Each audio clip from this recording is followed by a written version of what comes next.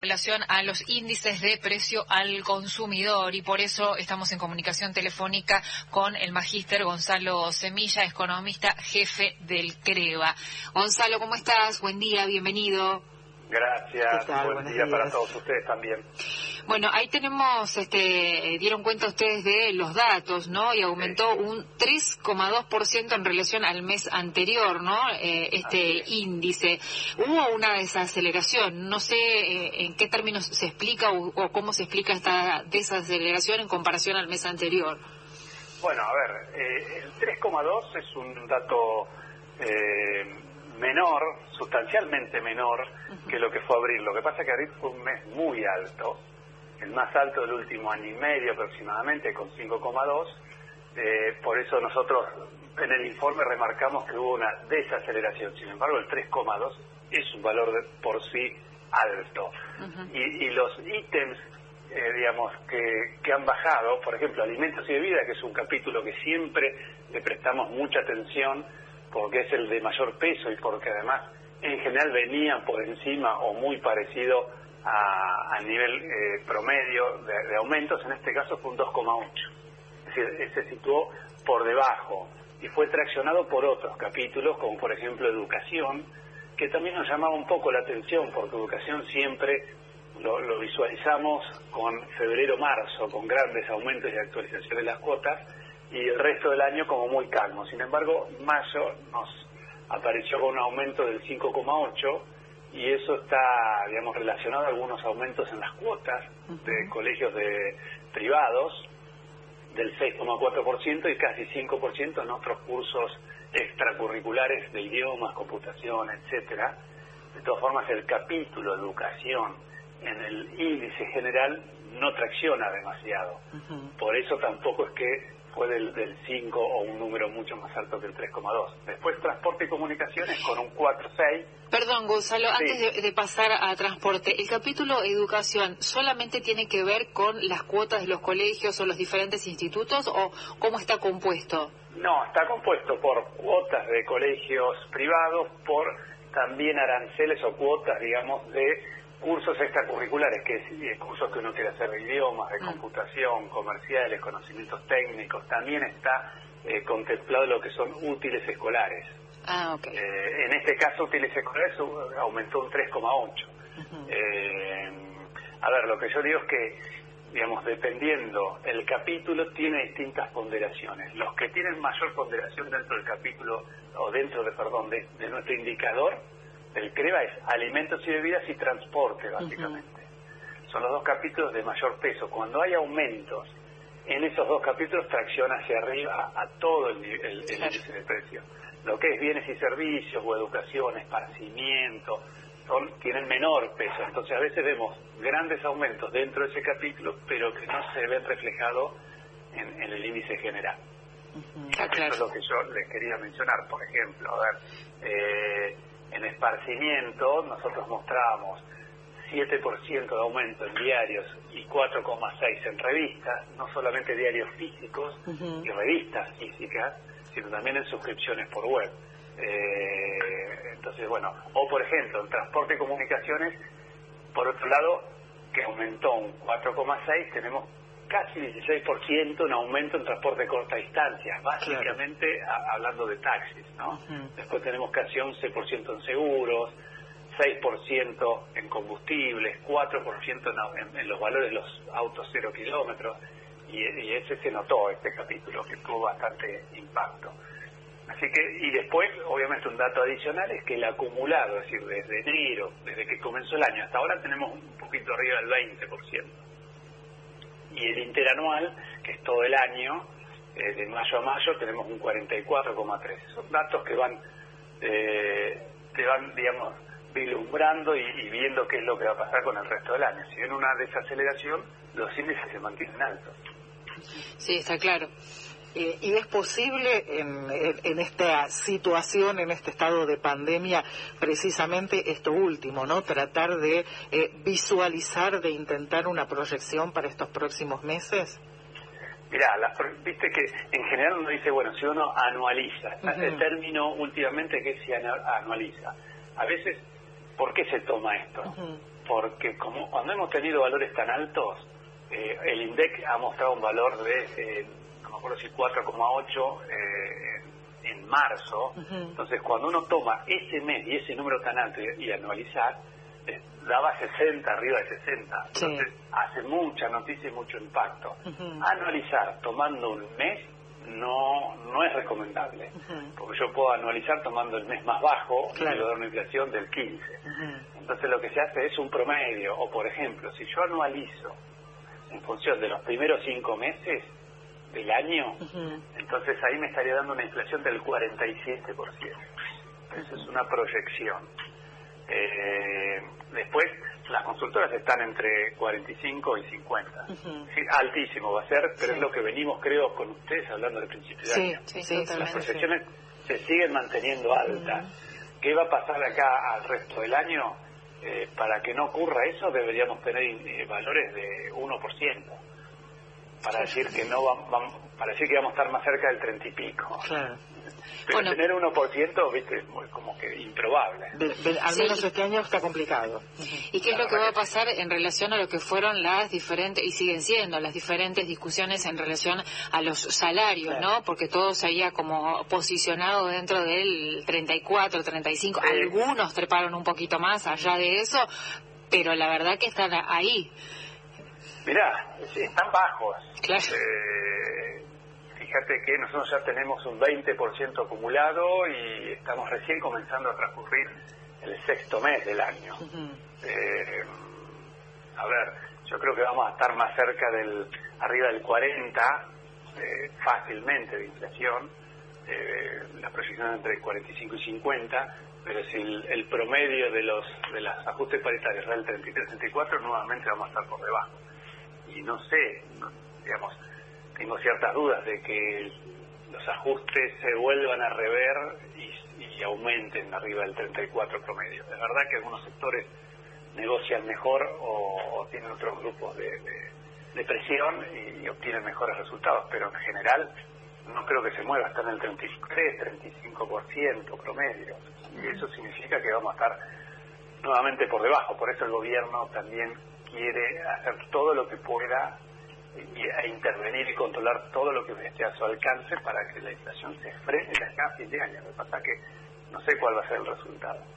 Estamos dialogando con Gonzalo Semilla, economista, teniendo en cuenta lo que está sucediendo y teniendo en cuenta estos números que vamos viendo desde que comenzó el año hasta ahora, ¿no?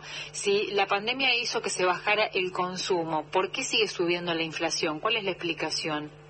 Mirá, yo creo que hay de todo un poco, pero cuando la economía se cierra casi por completo, lo que produce es una especie de shock de oferta. ¿Qué significa? No hay más oferta porque no hay más producción, porque se para la producción, porque hay casos de COVID, porque hay rotaciones, porque no todas las empresas y las plantas están trabajando full.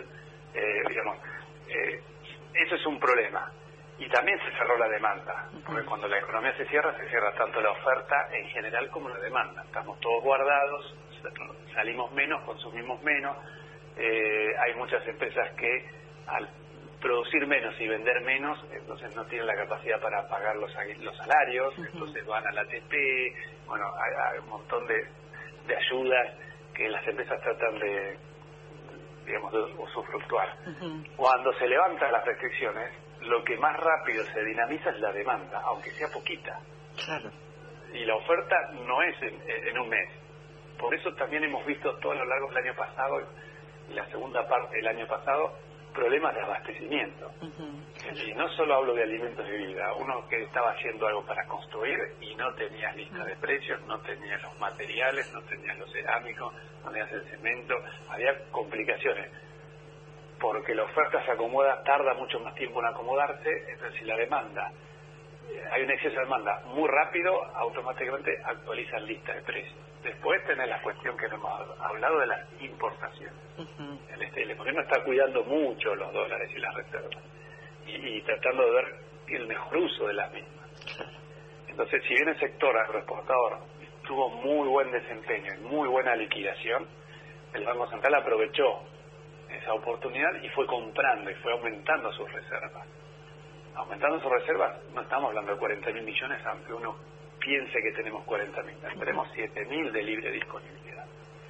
Y tenemos muchos vencimientos este año, que son superiores a la disponibilidad. Y además, el que importa tiene que pagar, tiene que girar esos dólares al exterior, que el Estado no se los estaba dando o era a cuentagotas.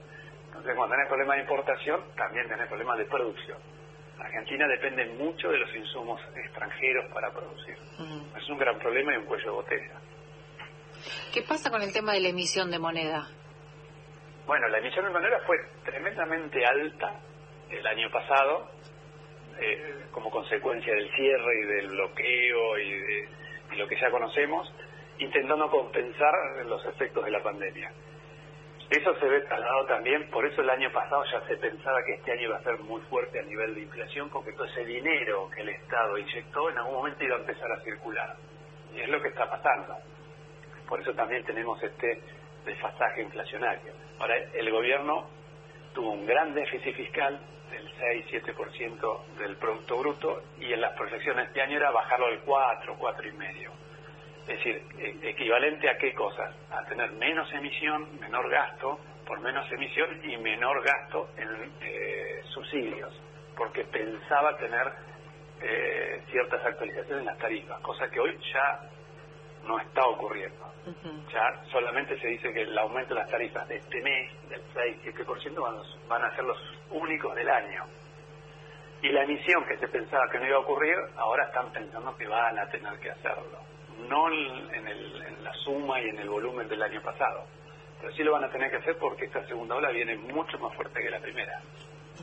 Tenemos muchos más casos, no bajan, hubo restricciones casi de fase 1 por 9 días y no se están viendo los resultados, y eso implica, bueno, de nuevo golpear el normal desenvolvimiento de la economía, que el normal no es tan normal, ¿no? O sea, normal no sabemos qué es normal. Claro, sí, ya se perdió un poco el eje. Sí, no tenemos grandes referencias.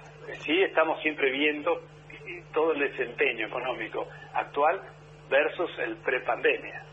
Bueno, ¿qué pasa? Ya recuperamos, tuvimos una caída del 11%, en todos los sectores ves que cayeron precipitadamente, volvimos a subir bastante acelerado, pero estamos en algunos sectores mejor que prepandemia, otros estamos ahí. Nos está costando más la recuperación que en muchos países vecinos y obviamente de Europa, que ya en algunos como que mejoraron su situación prepandemia.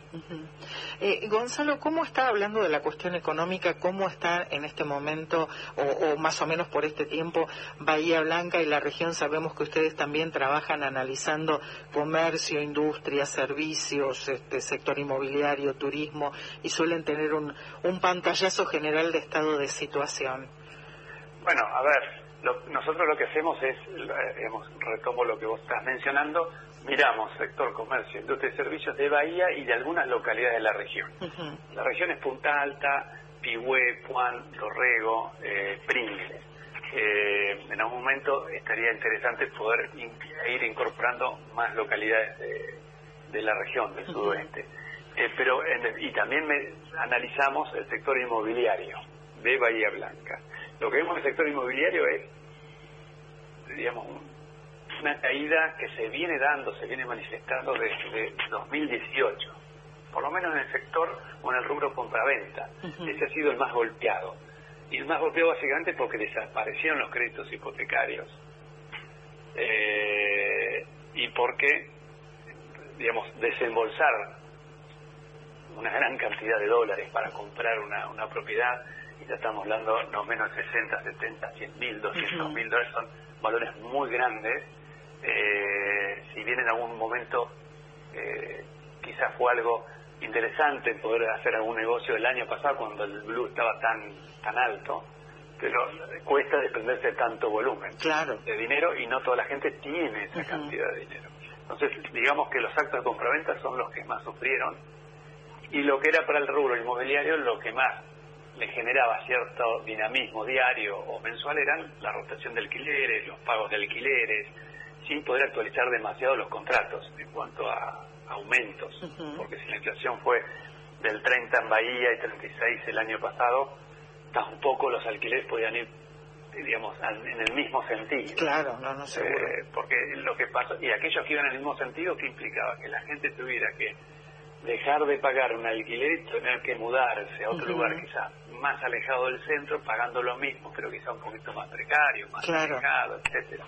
Y lo hemos visto también, con los locales aquí en el centro, la cantidad de locales comerciales y algunos cercanos aquí a la radio, y habiendo preguntado por qué se iban los comercios o por qué cerraban, dice, me están aumentando el alquiler un 40%. Y bueno, ahí está. Eso es verdad. Incluso en Bahía hay varios desarrollos de ¿cómo llamarlo?, de centros comerciales o corredores comerciales que se van hacia la periferia. Claro. No estoy hablando a 15 kilómetros, pero sí, se están yendo a 10, 12, 15 cuadras, 20 cuadras del centro, y están teniendo éxito, porque son mucho más económicos y porque podemos estacionar. Y bueno, eso es otra cuestión. Claro. No, pero circular en el centro es muy complejo, estacionar es mucho más. Entonces, pero si vos tenés un costo dentro de tu estructura de costo tan fuerte, lo que es el alquiler, de alguna manera es difícil asumir ese costo, lo tenés que trasladar. Y trasladarlo hace que las prendas o los zapatos o lo que se esté vendiendo sea bastante inalcanzable. Claro. Sí, pero es verdad que se ve en los barrios, se ven muchos más locales que antes no había hace un tiempo atrás. Y la otra cuestión, también que eso también impulsó lo que son el showroom o ventas por internet, ventas por WhatsApp, digamos, porque la gente, si uno deja un lugar en el centro que paga 100.000 pesos de alquiler, se va, o lo hace por internet o lo hace por redes sociales, esos 100.000 pesos los está dejando de pagar. Es una necesidad en la estructura de costos. Los puede invertir en su propia empresa. Totalmente, a través de canales de comercialización virtuales hay de todo para hacer. Pero bueno, hay gente que está preparada y pudo hacerlo. Hay gente que no se adapta o que llegó tarde, que no la vio pasar, porque está más preocupado por sus números, o porque tampoco lo puede hacer. Yo conozco gente que por ahí tiene ferreterías muy grandes, no es tan fácil convertirse en 6 meses. No, imposible. Para nada, ya tiene demasiados problemas dentro de su propia organización. Pero bueno, y en el sector, digamos, comercial, tanto inmobiliario como comercial, vienen con resultados negativos desde 2018. Cayeron fuertemente, como todo rubro, el año pasado, intentaron revertir la situación, sin embargo, no vemos nosotros a nivel cualitativo que estén en parámetros positivos. Están en situaciones regulares, por ahí el sector automotor se recuperó en algún momento, pero cayó demasiado. En general, las expectativas de mejora no son tan positivas. Cuando uno ve, nosotros analizamos situación general, expectativas sectoriales, nivel de ventas, plantel, si mantiene o no el plantel de personal. Fundamental eso. El esfuerzo es enorme, lo están manteniendo. Algunos, claro, cuando reabrieron hicieron el dueño, no pudo contratar, pero el nivel de ventas, digamos, no es el mejor, y las expectativas no son tampoco las mejores, y se mantienen en terreno negativo las expectativas. Ven incertidumbre, no saben qué va a pasar con el tema de precios, con el tema del abastecimiento. Todavía está, complejo todo ese sector. Gonzalo, muchísimas gracias, como siempre, muy amable.